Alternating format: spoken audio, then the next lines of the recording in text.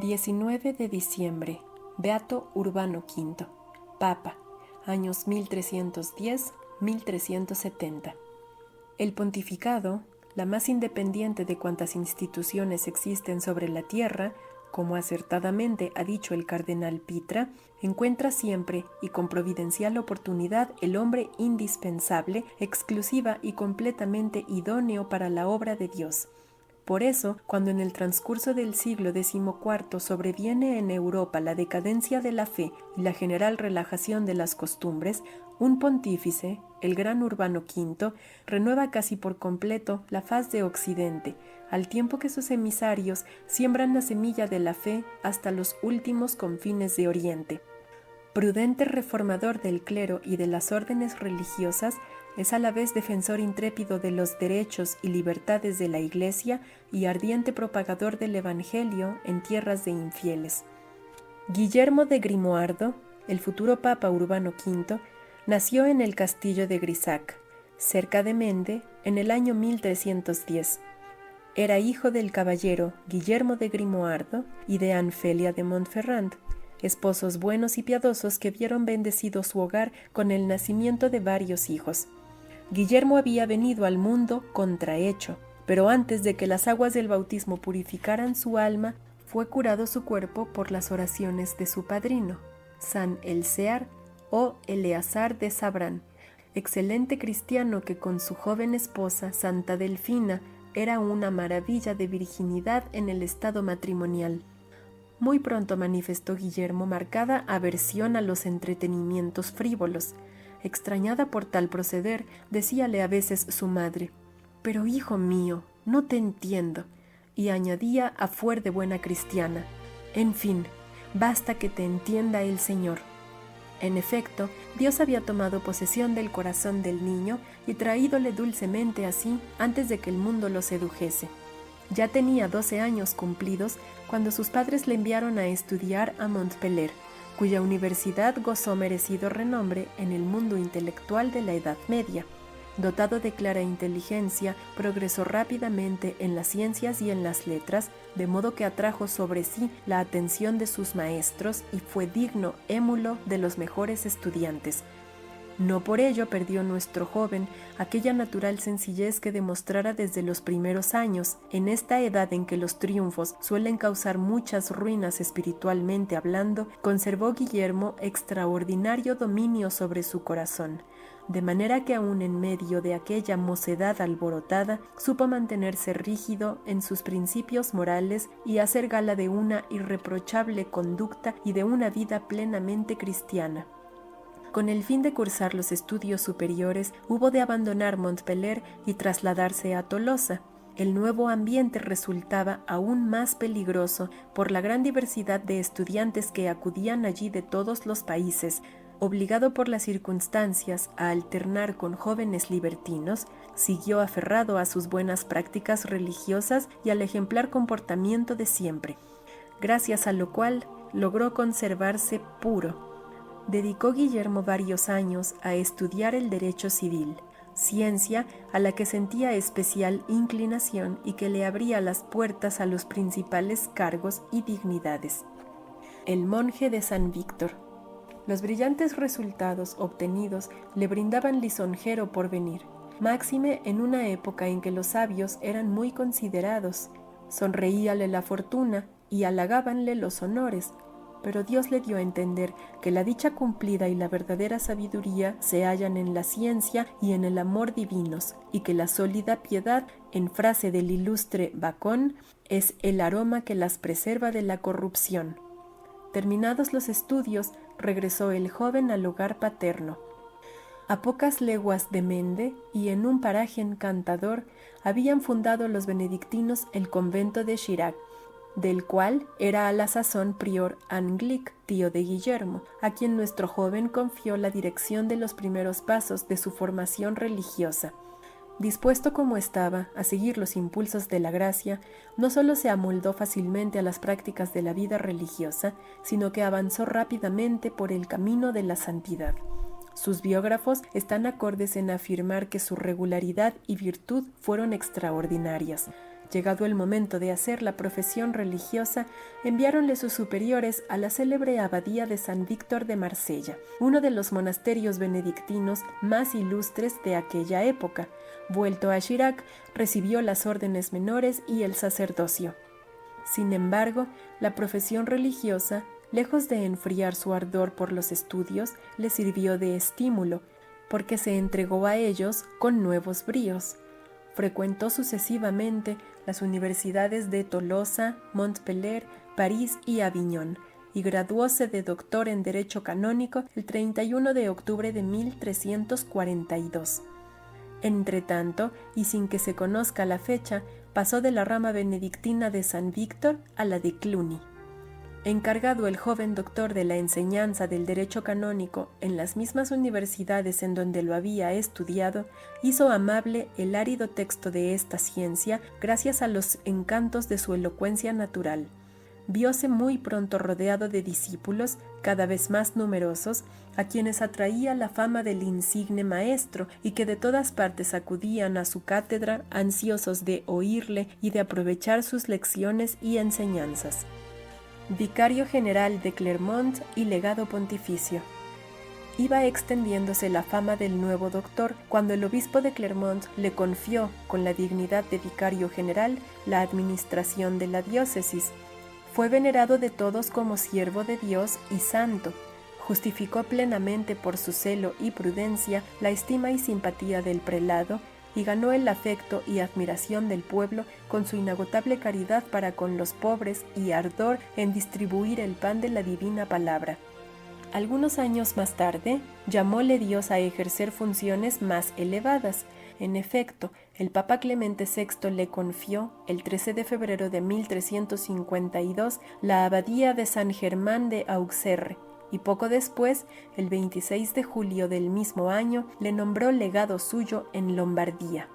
Guillermo de Grimoardo llevó a feliz término la delicada y espinosa misión que el pontífice le confiara, volviéndose luego a su abadía para continuar en medio de graves obstáculos la obra de reforma que tenía emprendida.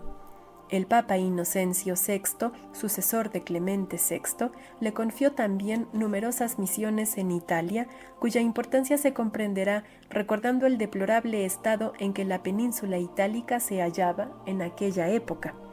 Roma e Italia en el siglo XIV, los papas en Aviñón. La ciudad de Roma era a la sazón teatro y foco de tumultos populares. Las continuas sediciones de Italia, no menos que las reiteradas instancias del rey de Francia, movieron a Clemente V a transferir la corte romana a Aviñón, capital de un condado que pertenecía entonces al sumo pontífice, en el año 1309. Desgraciadamente, siguiéronse de este traslado deplorables consecuencias, y lo que impropiamente se ha dado en llamar el gran cisma de Occidente, que por vía indirecta tuvo su origen después de la elección de Urbano VI, comprometió, aunque momentáneamente al parecer de los hombres, la autoridad del romano pontífice, manantial de todo poder en la Iglesia y cumbre de la jerarquía. Pero al mismo tiempo, abandonado el pueblo romano a la propia iniciativa a causa de sus desórdenes, pudo comprobar por propia experiencia cuán triste y doloroso le resulta verse privado de la presencia y gobierno del Papa. Famosos aventureros como Nicolás Rienzi y una plaga de tiranos subalternos, aprovechando el desorden social reinante, se apoderaron de las riendas del poder a fin de tornar en beneficio propio la caótica situación. La libertad personal desapareció completamente, con lo que la seguridad y la verdadera civilización hubieron de batirse también en retirada. El choque de egoísmos entre los más exaltados provocó una serie de conflictos internos, acarreando la ruina pública y el desenfreno de todas las bajas pasiones que suelen vivir al amparo de tales circunstancias.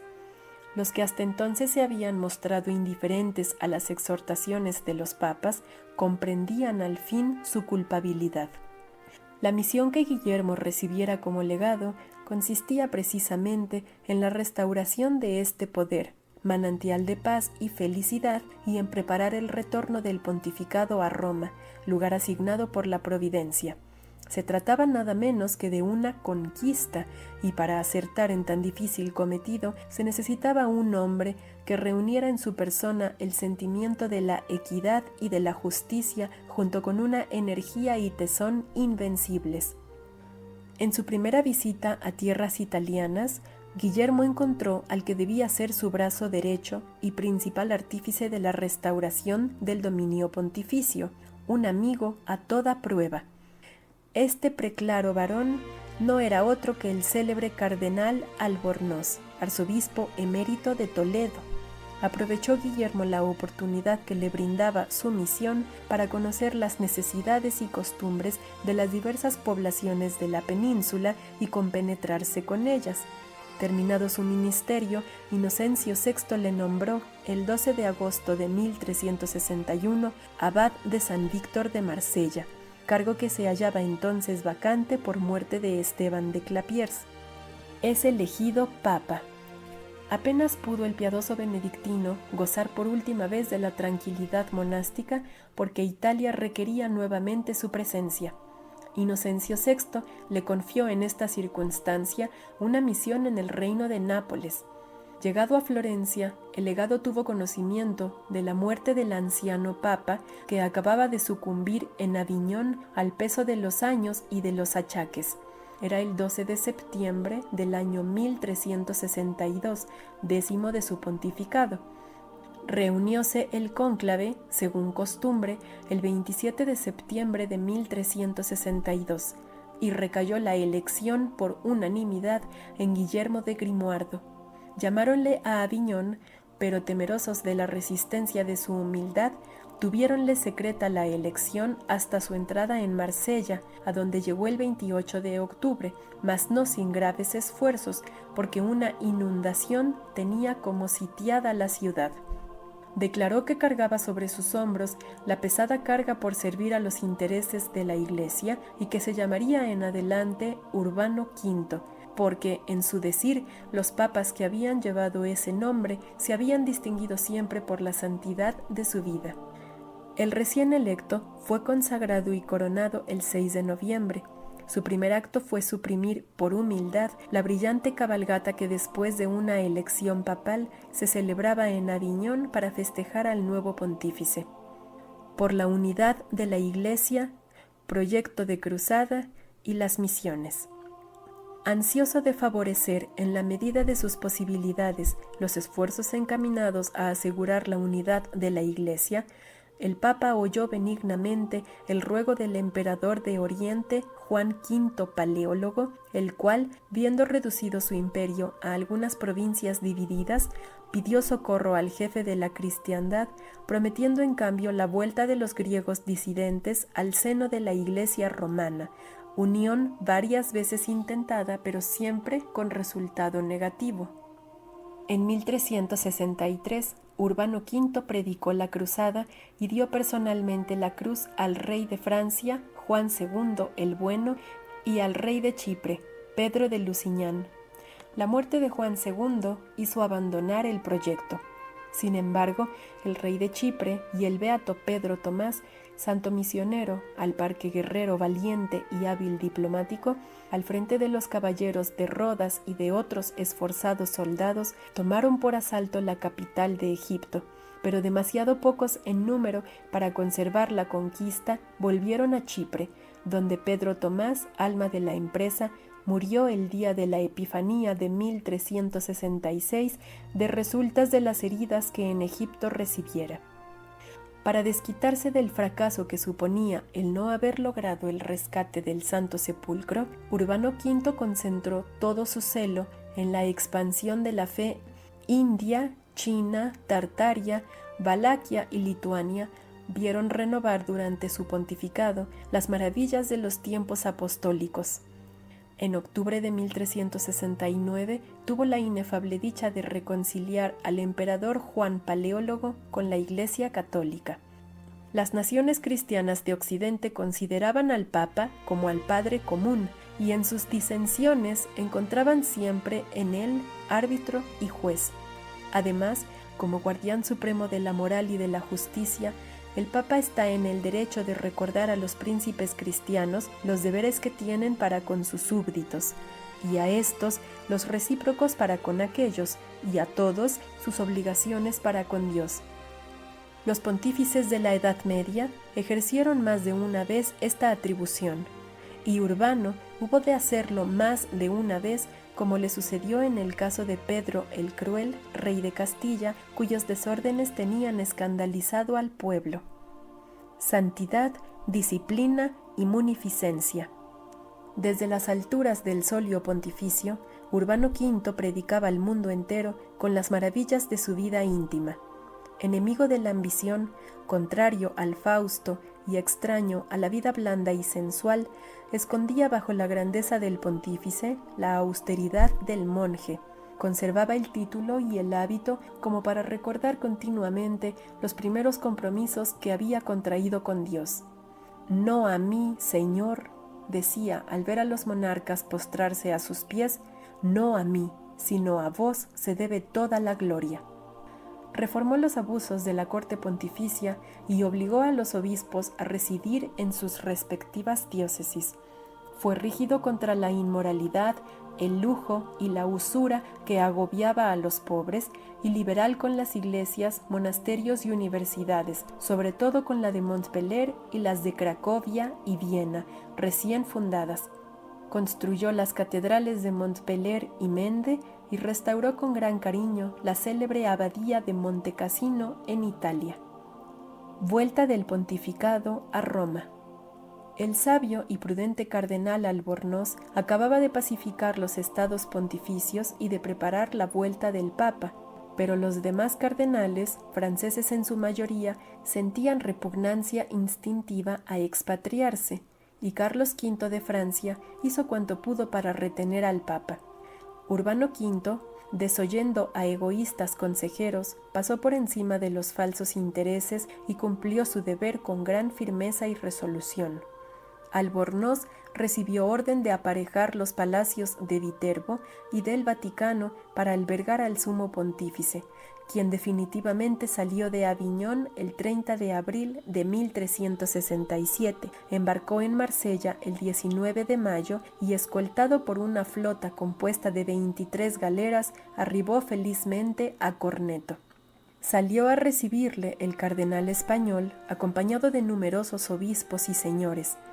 Una comisión de diputados romanos le hizo entrega, con las llaves del castillo de Sant'Angelo, del gobierno de la ciudad. Más lejos, en Viterbo, a donde llegó el cortejo pontificio el 9 de junio, aguardábanle los embajadores de los reinos cristianos que habían acudido para felicitarle por el retorno. El patriarca de Constantinopla, seguido de varios señores, entre los que se encontraba el conde Amadeo de Saboya, tío materno del emperador de Oriente, vino a aumentar el inmenso concurso de gente que había salido a recibirle, llevando en las manos ramos de olivo, símbolo de paz. 3 meses después, el sábado 16 de octubre, Urbano V entraba en Roma entre entusiastas aclamaciones y clamorosos vítores del pueblo y encaminábase directamente a la tumba de los santos apóstoles. Retorno a Aviñón. Parecía que con la dolorosa experiencia anterior hubieran entrado en juicio los causantes del alejamiento de la sede apostólica. La conducta observada en un principio por parte del pueblo en general lo hizo esperar así, con lo que el Santo Pontífice pudo encarar decididamente el plan de gobierno que traía ya en gran parte preparado. Los acontecimientos posteriores iban a demostrar la poca base de tal optimismo. Con el momentáneo alejamiento del papado, la ciudad de Roma, abandonada a sí misma, había ido perdiendo sus atractivos naturales. Edificios e iglesias desolados caían en ruinas. 2 basílicas insignes, las de San Pablo y San Juan de Letrán, venerables monumentos de la piedad de los primeros siglos del cristianismo, amenazaban hundirse. Urbano reparó ambos templos, los decoró ricamente y ofreció a la de Letrán 2 magníficos relicarios de plata destinados a recibir las sagradas cabezas de San Pedro y San Pablo, por él descubiertas el 2 de marzo de 1368. 2 flores de lis adornadas con pedrerías, regalo del rey Carlos V de Francia, resaltan sobre cada busto. Para dar trabajo al pueblo, Urbano emprendió la construcción de vastos jardines detrás del Vaticano. En ellos plantó viñas y frutales de todos los países, con lo que ocupó a 1 millar de obreros durante un invierno. En 1369 canonizó en San Pedro a su padrino San Eleazar de Sabrán. Desgraciadamente, los estados pontificios eran presa muy codiciada por los incontables tiranos que gobernaban las ciudades italianas, los cuales mandaron secretamente emisarios a los dominios del Papa con encargo de fomentar sin descanso la revolución y lograr de esa manera un estado de inseguridad latente que hiciera imposible la vida del legítimo soberano. Por otra parte, acababa de estallar la famosa guerra de los 100 años entre Inglaterra y Francia. La necesidad imperiosa de absoluta calma en la administración de la Iglesia y la esperanza de resolver el conflicto anglo-francés indujeron al pontífice a volver a Francia. Así que, amargado por la tristeza, Urbano V decidió abandonar Roma y emprender el camino de Aviñón. Sabedora la ilustre Santa Brígida del proyecto que abrigaba el pontífice, y obedeciendo a una revolución sobrenatural, probó de hacerle desistir de su intento, pero juzgando el Papa no estar obligado a seguir tal aviso, salió de Italia el 5 de septiembre de 1370. El 17 estaba en Marsella y el 26 llegaba a Aviñón. Poco después se enfermó inesperadamente y se sintió morir. Era diciembre de 1370, año 9 de su pontificado. Viendo próximo su fin en este mundo, quiso por humildad que lo sacasen del palacio apostólico y lo llevasen a casa de su hermano. Allí pidió que se abrieran las puertas y se permitiera libre circulación alrededor de su lecho a cuantas personas desearan ver cómo mueren los papas. El jueves 19 de diciembre expiró revestido del hábito benedictino. Su cuerpo, inhumado primeramente en Aviñón, fue más tarde transportado a San Víctor en el año 1372. Numerosos y estupendos milagros ilustraron su tumba y contribuyeron a que los pueblos le tributasen solemne culto. Hiriéronse activas diligencias ante Clemente VII para obtener su canonización, y este papa nombró una comisión oficial el 17 de abril de 1381, pero diversos acontecimientos entorpecieron la marcha de la causa, y así continuaron las cosas hasta que el Papa Pío IX confirmó aquel culto inmemorial el 10 de marzo de 1870.